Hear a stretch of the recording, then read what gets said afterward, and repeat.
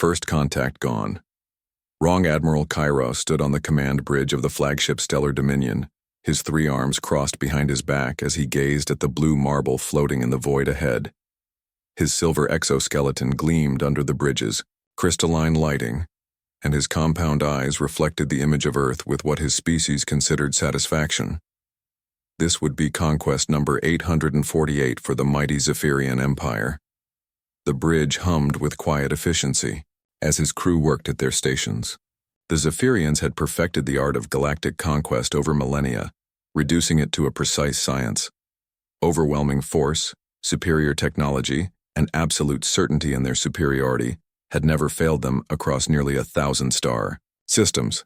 Status report, Kairos commanded, his voice carrying the authority of someone who had personally overseen the subjugation of 43 worlds.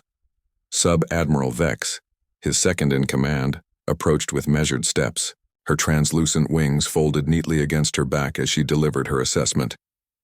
Initial scans complete, Admiral. The dominant species appears to be bipedal mammals calling themselves humans. They have achieved basic space travel and primitive energy weapons. Population approximately 8 billion across their single inhabited world. Kairos nodded approvingly. Resistance capability? Minimal. Their largest weapons appear to be fusion-based missiles and crude energy cannons. No evidence of shield technology or advanced propulsion systems. They have constructed several orbital stations and a small fleet of ships, but nothing that would pose a threat to our vessels. The Admiral's mandibles clicked in amusement. Another primitive species pretending to be spacefaring. Prepare the standard ultimatum transmission. We'll have them surrendering within the standard time frame. Meanwhile, 300 million kilometers away, alarms were blaring throughout the United Earth Defense Coalition headquarters. Captain Sarah Chen rushed through the corridors of Orbital Station Phoenix, humanity's most advanced military installation positioned at the edge of the solar system. Her boots echoed against the metal flooring as she made her way to the command center, where dozens of technicians worked frantically at their stations. "What's our situation?" Chen demanded as she entered the room.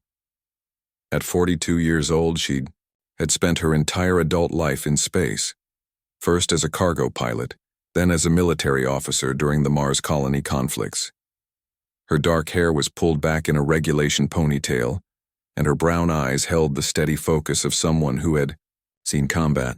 Lieutenant Commander Jackson met her at the tactical display. 7 massive contacts appeared at the outer system perimeter approximately 30 minutes ago. They're maintaining a steady approach vector toward Earth. No response to our communication attempts. Chen studied the holographic representation of the unknown vessels. Each ship was easily 10 times larger than humanity's most powerful dreadnought. The designs were unlike anything in Earth's databases, featuring smooth organic curves that seemed to pulse with internal energy. "Have we notified Earth Command?" "Yes, ma'am. President Martinez has called an emergency session of the Defense Council. Dr. Webb is already en route to analyze whatever data we can gather." Dr. Marcus Webb arrived at the station 2 hours later, aboard the fastest transport available. At 55, he was Earth's leading expert in theoretical xenobiology and advanced physics. His gray hair was disheveled from the rushed journey, but his green eyes were sharp with curiosity and concern. "Show me everything," he said without preamble as he joined Chen in the command center. The displays showed the alien fleet's steady progress through the outer system. Their ships moved without visible propulsion, maintaining perfect formation as they approached. Long-range sensors revealed energy signatures unlike anything in human technology. "These vessels are operating on principles we don't understand," Webb said after reviewing the data. "Their power sources appear to be some form of controlled matter-antimatter reaction, but the containment method is beyond our current knowledge. The hull materials are reflecting our scan attempts, suggesting adaptive armor or shields." Chen frowned at the implications. "Are we looking at a peaceful first contact, Doctor, or should we be preparing for war?" Before Webb could answer, the communications console erupted with activity. "Captain," called Communications Officer Torres, "we're receiving a transmission from the lead vessel. It's on multiple frequencies and appears to be directed at Earth." "Put it through," Chen ordered. The main screen flickered, then resolved into the image of Admiral Kairos. His alien features caused several crew members to step back involuntarily, but Chen maintained her composure as the translation software worked to decode his words. "Primitive inhabitants of the third planet," Kairos began, his voice carrying across the void with crystalline clarity. "I am Admiral Kairos of the Zephyrian Empire. Your world has been selected for integration into our galactic civilization. You will prepare your leaders to receive terms of surrender. Resistance will result in the elimination of your species." The transmission continued with a display of Zephyrian power. Images of conquered worlds flashed across the screen, showing vast cities reduced to rubble and rebuilt in alien architectural styles. Entire populations working in massive industrial complexes under Zephyrian supervision. The message was clear: submit or face destruction. When the transmission ended, the command center fell silent. Chen looked around at her crew, seeing fear mixed with determination in their faces.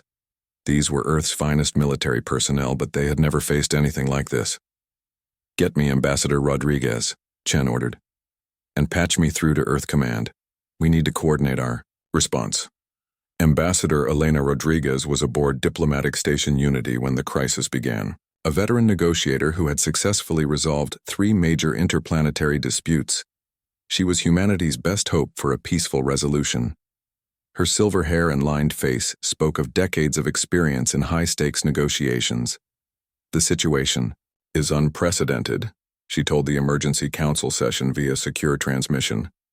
"We're dealing with a species that views conquest as routine. However, their approach suggests they prefer submission to wholesale slaughter. That gives us room to negotiate." President Martinez, a former military officer himself, leaned forward in his chair. "What are our options, Ambassador?" "We can attempt to stall for time while demonstrating that humanity might be more valuable as allies than slaves. Every species has something unique to offer. We need to figure out what humans bring to the galactic table." Dr. Webb had been analyzing the alien transmission and spoke up. "Their technology is advanced, but there are gaps. Their ships are powerful, but inflexible in design. Their communication suggests a rigid hierarchical structure. They may be vulnerable to unconventional tactics." Admiral Kairos grew impatient as hours passed without a response from Earth. The standard protocol called for immediate acknowledgement of Zephyrian authority, followed by the designation of local administrators who would facilitate the transition to imperial rule. This delay was unusual but not unprecedented. Some species required additional demonstrations of power. "Sub-Admiral Vex, prepare a demonstration strike. Target one of their orbital installations, but avoid the inhabited world. We want to encourage compliance, not eliminate the workforce." As the Zephyrian fleet adjusted its formation, Captain Chen watched the tactical display with growing alarm. "They're positioning for an attack run on Station Hermes. 60,000 civilian workers and their families are aboard that facility. All ships, this is Phoenix Command," Chen broadcast to Earth's small but determined fleet. "Form defensive. Formation around Station Hermes. Prepare for combat." Humanity's response fleet consisted of 12 heavy cruisers and 36 fighter craft. Against the 7 massive Zephyrian vessels, they were hopelessly outmatched in firepower and technology. But they moved into position anyway, crews volunteering to face impossible odds to protect innocent lives. The first exchange of fire lasted less than 3 minutes. Zephyrian energy weapons carved through human shields like they were made of paper. The cruiser Wellington exploded in a brilliant flash, taking all hands with it. 2 more ships suffered critical damage and were forced to retreat. But the human fleet's sacrifice had not been in vain. Their desperate attack forced the Zephyrians to adjust their approach, buying time for Station Hermes to begin emergency evacuation procedures. More importantly, it sent a clear message to the alien invaders. Humanity would not surrender without a fight. Admiral Kairos observed the battle with surprise. In his experience, primitive species either surrendered immediately when faced with superior firepower, or launched futile mass attacks that were easily repelled. These humans had done neither. Their response was measured but determined, sacrificing themselves not for victory but to protect others. Curious, he mused to Sub-Admiral Vex. Their tactical approach is inefficient, but demonstrates unusual coordination. Most species would have either fled or attacked our flagship directly. Vex's compound eyes studied the sensor readings. Their technology is primitive, but their pilots show remarkable skill. They're using their smaller size and superior maneuverability to complicate our targeting solutions. As the human fleet regrouped behind a nearby asteroid field, Kiros made a decision that would prove fateful. Instead of overwhelming them with superior numbers, he chose to demonstrate Zephyrian invincibility through a methodical advance. It was a decision based on thousands of successful conquests, but it failed to account for humanity's most dangerous characteristic, their ability to learn and adapt under pressure. Captain Chen gathered her remaining ship commanders for an emergency strategy session. The holographic conference room aboard Phoenix Station showed the grim faces of Earth's remaining fleet captains. They had lost a quarter of their ships in the first engagement, but their resolve remained unbroken. "We can't match their firepower," Chen stated bluntly, "but we don't have to. Our mission is to buy time for Earth to prepare its defenses, and for our diplomats to find a peaceful solution. That means we need to think creatively." Commander Singh of the cruiser Mumbai spoke first. "Their ships are powerful, but cumbersome. If we can force them to maneuver in the asteroid field, we might be able to even the odds. Their targeting systems seem optimized for large targets," added Captain Okafor from the Lagos. "Our fighters are giving them trouble because they're too small and fast for their heavy weapons to track effectively." Dr. Webb, monitoring the conference from Earth, provided crucial intelligence. "I've been analyzing their weapon signatures. Their energy output is impressive, but it appears to be generated by massive reactors that take time to cycle between shots. There's a vulnerable window of approximately 12 seconds after each discharge." Chen nodded grimly. "Then we make them waste their shots. All ships prepare for hit-and-run tactics. We're going to make these invaders work for every inch of space." The second engagement began as Earth ships emerged from the asteroid field in coordinated strikes. Instead of meeting the Zephyrians head-on, they attacked from multiple angles, forcing the alien ships to divide their fire. Human fighters swarmed around the massive vessels like angry insects, too small to cause significant damage but impossible to ignore. Admiral Kiros watched with growing frustration as his orderly battle plan dissolved into chaos. These humans refused to follow the expected patterns of conquest. They should have been demoralized by their losses, not emboldened to fight more creatively. "Their tactics are unconventional," Sub-Admiral Vex reported. "They appear to be treating this as multiple smaller engagements rather than a single decisive battle." As the engagement continued, something unprecedented happened in Kairos's experience. The human ships began to adapt their tactics in real time, learning from each exchange and modifying their approach. When the Zephyrians adjusted their formation to counter one strategy, the humans immediately shifted to another. The battle raged for hours, with neither side able to claim decisive victory. The Zephyrians inflicted heavy damage, but found themselves unable to pin down their elusive opponents. The humans couldn't penetrate the aliens' defenses but successfully prevented them from advancing toward Earth. As the first day of conflict ended, both fleets withdrew to reassess their strategies. Admiral Cairo stood on his bridge staring at the tactical display with an expression his crew had never seen before: uncertainty. For the first time in his long military career, the Zephyrian admiral began to wonder if this conquest might not proceed according to plan. The human response. The emergency session of Earth's Defense Council convened in the secure bunker beneath Geneva, Switzerland. World leaders, military commanders, and scientific advisors gathered around a holographic table, displaying real-time data from the ongoing conflict in space. The atmosphere was tense but determined as humanity faced its greatest challenge. President Martinez opened the session with characteristic directness. "Ladies and gentlemen, we are facing an enemy with overwhelming technological superiority. Traditional military doctrine suggests we should surrender to minimize casualties. However, I believe humanity has something these aliens haven't encountered: Before.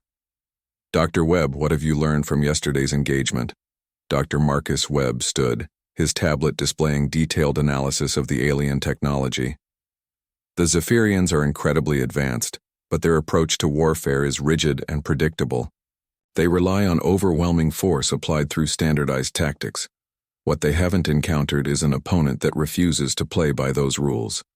He manipulated the holographic display, showing energy signatures and structural analyses. Their ships are marvels of engineering, but they're built for specific purposes. Heavy armor, massive weapons, and powerful shields designed to engage similar vessels in direct combat. They're not optimized for the kind of adaptive warfare Captain Chen's forces employed.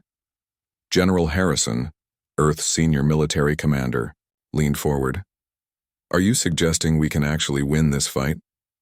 Not in conventional terms, Webb replied honestly. But we might not need to. I've been studying their communication patterns and tactical responses. The Zephyrians expect opponents to follow predictable patterns. When we don't, they struggle to adapt their strategy quickly. Ambassador Rodriguez, participating via secure link from Diplomatic Station Unity, added her perspective. I've been analyzing their initial ultimatum and subsequent communications. Their language suggests a species accustomed to immediate compliance or ritualized resistance. They may not know how to handle prolonged creative opposition. Captain Chen's image appeared on the main screen as she reported from the front lines. The alien fleet has withdrawn to the outer system and appears to be consolidating. Our intelligence suggests they're waiting for reinforcements or new orders. That gives us time to prepare our next move. Dr. Webb had spent the night developing what he called the Terran Doctrine, a new approach to asymmetric warfare specifically designed to exploit Zephyrian weaknesses. We can't match their technology, but we can leverage our advantages: adaptability, creativity, and what I'm calling chaotic coordination. The plan he outlined was unlike anything in military history. Instead of traditional fleet engagements, Earth's forces would operate as independent cells, each with specific objectives but complete freedom to achieve them creatively. The goal wasn't to destroy the alien fleet, but to make the conquest so costly and unpredictable that the Zephyrians would reconsider their approach. Captain Chen took command of the new strategy from her flagship, now designated Phoenix Rising. The remaining Earth fleet had been reorganized into 7 independent squadrons, each with a mix of ships and capabilities. They would operate simultaneously across multiple sectors, keeping the Zephyrians off balance. Squadron leaders, this is Phoenix Command, Chen broadcast to her dispersed fleet. Remember, we're not trying to win a conventional battle. We're trying to teach our opponents that humanity doesn't fight the way they expect. Make them question everything they think they know about warfare. The first phase of the Terran Doctrine involved what Dr. Webb called technological guerrilla warfare. Human engineering teams had worked around the clock to modify their ships with improvised weapons and tactics. Mining charges became proximity mines. Cargo containers were converted into kinetic projectiles. Even civilian vessels were pressed into service as decoys and electronic warfare platforms. Commander Singh led Squadron Alpha in the first experimental engagement.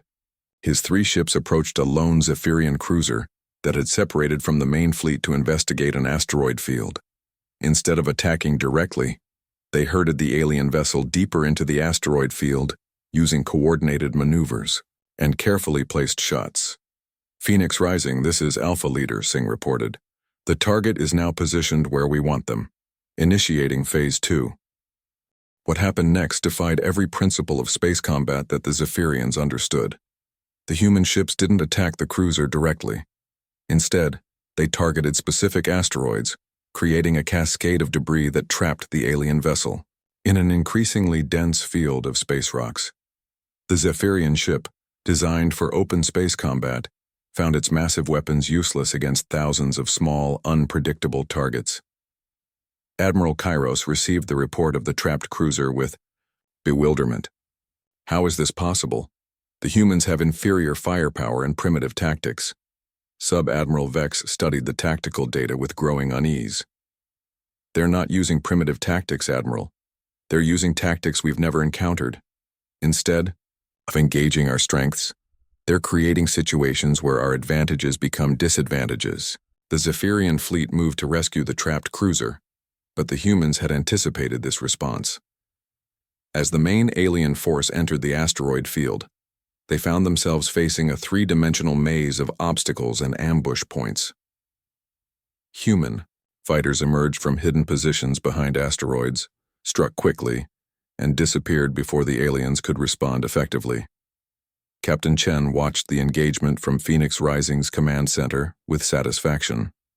It's working, they're powerful, but they're thinking in 2 dimensions while we're fighting in 4. Dr. Webb, monitoring from Earth, provided real-time analysis. The Zephyrian formation is breaking down. They're designed for coordinated fleet actions, but the asteroid field is forcing them to operate as individual units. That's not how their doctrine works. The psychological impact on the Zephyrian fleet was significant. For the first time in their military careers, they faced an opponent that seemed to anticipate their moves and turn their strengths against them. The humans weren't trying to overpower them. They were trying to outthink them. Over the following days, Earth's forces implemented increasingly creative tactics. Squadron Beta used modified cargo ships to deploy clouds of metallic chaff that interfered with Zephyrian sensors. Squadron Gamma coordinated with asteroid mining stations to create artificial gravity wells that disrupted alien ship movements. Squadron Delta even recruited civilian volunteer pilots who used their intimate knowledge of the solar system's navigation hazards to lead Zephyrian vessels into dangerous situations. The most audacious operation came when Captain Okafor led Squadron Echo in what became known as the Shell Game Gambit. Using holographic projectors and electronic warfare systems, they created dozens of false ship signatures, making it appear that Earth's fleet had suddenly tripled in size. The Zephyrians, already struggling with unconventional tactics, found themselves unable to distinguish real targets from illusions. Admiral Kairos convened an emergency strategy session aboard the Stellar Dominion. His senior officers gathered in the war room, their usual confidence replaced by uncertainty and frustration. These humans are unlike any species we have encountered, Kairos admitted, his 3 arms gesturing at the tactical displays showing the chaotic state of the battle. They refuse to follow logical combat doctrine. They turn every engagement into something unexpected. Sub-Admiral Vex had been analyzing human tactics around the clock. Their approach appears to be based on what they call adaptive improvisation. They change their strategy not just between battles, but during battles, sometimes even in the middle of individual engagements. How is this possible? Demanded Fleet Captain Zek, whose ship had been the target of the Shell Game Gambit. No species can coordinate such complex deceptions without extensive planning and communication. Dr. Webb would have been pleased to know that his analysis was proving correct. Human crews were indeed coordinating through what he had termed intuitive adaptation, the ability to recognize patterns and respond creatively without formal orders or rigid protocols. It was a uniquely human trait that the Zephyrians, despite their advanced technology, could not replicate or counter. The breakthrough came when Squadron Gamma, led by Commander Torres, successfully captured a disabled Zephyrian scout ship. The alien vessel had been damaged by debris during one of the asteroid field engagements, and its crew had evacuated. Human engineers immediately began analyzing the intact technology. "This is incredible," Dr. Webb exclaimed as he studied the alien systems. "Their technology is more advanced than ours, but it's also more specialized. Everything is optimized for specific functions with very little adaptability built in." He pointed to the ship's navigation system. "Look at this. Their computers can calculate incredibly complex hyperspace jumps, but they can't adapt to unexpected obstacles during normal flight. They rely on predetermined routes and responses." The implications were staggering. The Zephyrians had achieved technological superiority by perfecting specialized systems. But this same specialization made them vulnerable to unpredictable situations. Humans, with their less advanced but more adaptable technology, could create problems that Zephyrian systems weren't designed to solve. Captain Chen received Dr. Webb's analysis with growing excitement. So their strength is also their weakness. They've optimized themselves out of adaptability. Exactly, and there's more. I've been studying their communication intercepts. The Zephyrian Empire appears to be a highly stratified society where individual initiative is discouraged. Their ship crews wait for orders from superiors instead of adapting independently to changing situations. This discovery led to the development of what became known as the Chaos Protocol. Instead of coordinated fleet actions, Earth ships would operate with maximum individual initiative, creating a constantly changing tactical environment that overwhelmed Zephyrian decision-making processes. The final engagement of this phase occurred when Admiral Kiros, frustrated by weeks of inconclusive fighting, decided to demonstrate Zephyrian power through a direct assault on Earth's orbital defenses. He assembled his entire fleet for a coordinated attack on the lunar defense platforms, confident that overwhelming force would finally break human resistance. Captain Chen recognized the opportunity immediately. "All squadrons, this is Phoenix. Command. The enemy is finally fighting the way we want them to fight, predictably. Execute Operation Pandora." Operation Pandora was the culmination of human adaptive warfare. As the Zephyrian fleet approached in perfect formation, they found themselves facing not a defensive line but a three-dimensional maze of obstacles, decoys, and unexpected threats. Human ships emerged from behind lunar terrain, asteroid fields, and even the shadow of Earth itself. But the masterstroke came when Dr. Webb's analysis of Zephyrian technology paid its greatest dividend. Human engineers had discovered that the aliens' advanced shields operated on specific frequency harmonics. By coordinating the energy signatures of all Earth's weapons to match these frequencies, they could create resonance patterns that disrupted the shield matrix. "All ships synchronize your weapon frequencies to the pattern I'm transmitting," Chen ordered. "On my mark, concentrated fire on the flagship." When Earth's entire fleet fired simultaneously with perfectly coordinated energy signatures, the result exceeded everyone's expectations. The Stellar Dominion's shields didn't just fail, they created a feedback loop that disabled the ship's primary systems. For the first time in the battle, a Zephyrian vessel was completely vulnerable. Admiral Kiros stood on his bridge as warning alarms blared throughout the ship. Emergency lighting cast strange shadows across the normally pristine command center. His crew worked frantically to restore main power, but the humans had struck at precisely the right moment and with exactly the right method. "How did they know?" he asked Sub-Admiral Vex, his voice carrying a note of respect that had been absent before. "How did a primitive species discover the resonance frequency of our shield matrix?" Vex had no answer. In truth, the humans had discovered it through trial and error, creative analysis, and the willingness to experiment with captured technology, approaches that the Zephyrian military doctrine didn't include. As the Stellar Dominion drifted powerless, Captain Chen opened a communication channel to the alien fleet. "Admiral Kiros, this is Captain Sarah Chen of the Earth Defense Forces. Your flagship is disabled and vulnerable. However, we are not interested in destroying you or your fleet. We want to talk." The transmission that followed would change the course of both civilizations. For the first time, Admiral Kiros heard not the pleading of a defeated species or the defiant last words of the doomed, but a proposal from equals. "Your empire has conquered hundreds of worlds through superior technology and firepower," Chen continued. "But you've never encountered a species like humanity. We don't fight the way you expect, we don't surrender when outmatched, and we don't accept that might makes right. Perhaps it's time to consider a different relationship than conqueror and conquered." As Admiral Kiros considered this unprecedented situation, he realized that these humans had achieved something no other species had managed in the long history of Zephyrian expansion. They had forced the Empire to pause, to question, and to reconsider. The battle for Earth was far from over, but it had already changed both species forever. Humanity had proven that technology alone didn't determine the outcome of conflicts, and the Zephyrians had encountered something they thought was extinct in the galaxy. True equals worthy of respect rather than domination.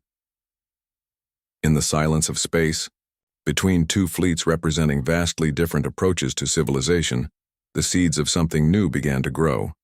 Whether it would be continued conflict or unprecedented cooperation remained to be seen. But one thing was certain: the galaxy would never be quite the same again.